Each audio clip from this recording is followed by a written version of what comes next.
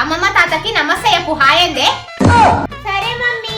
నమస్తే అమ్మమ్మ. నమస్తే తాత. ఆ పిల్ల బాగా చదువుకుంది కదా, అందుకే నమస్తే చెప్పని ఇంకోసలే హాయ్ అని చెప్తుంది. అమ్మమ్మ తాత కాళ్ళలోకొచ్చి ఒక్క నిమిషం. ఆనే చెప్పు.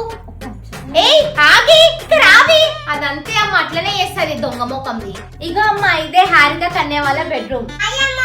ఇదేనా డాల్ బాగుందా?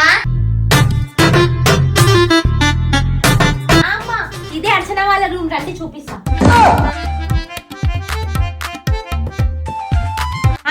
ఏంటి బుక్కులు పట్టుకున్నావు? రోజు చదవవు గాని. అది మమ్మీ రేపటి నుంచి ఎగ్జామ్స్ ఉన్నాయి కదా, అందుకే చదువుకుంటున్నా.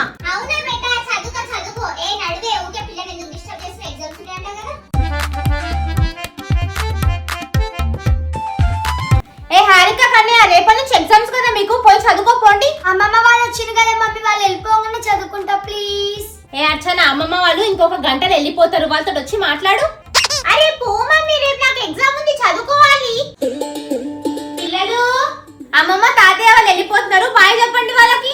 అప్పుడే వెళ్ళిపోతుందా మమ్మీ? కొంచెం సేపు ఉండమనొచ్చు కదా. లేట్ అవుతుందంట బెట్ట, మళ్ళీ నెక్స్ట్ టైం వచ్చినప్పుడు ఉంటారంట. సరే బాయ్. అరే వీళ్ళు ఇంకెప్పుడు వెళ్ళిపోతారు? పొద్దున వచ్చినారు ఇంకా పోతలేరు. అచ్చు, అమ్మమ్మ తాతయ్య వాళ్ళు వెళ్ళిపోతున్నారు, బాయ్ చెప్పు వాళ్ళకి. అమ్మయ్య వెళ్ళిపోతున్నారా? ఏంది? అదే మమ్మీ, అమ్మమ్మ తాత కూడా పనులు ఉంటాయి కదా. బాయ్ అమ్మమ్మ, బాయ్ తాత. వాళ్ళు వెళ్ళిపోయి నీ పని చేస్తా.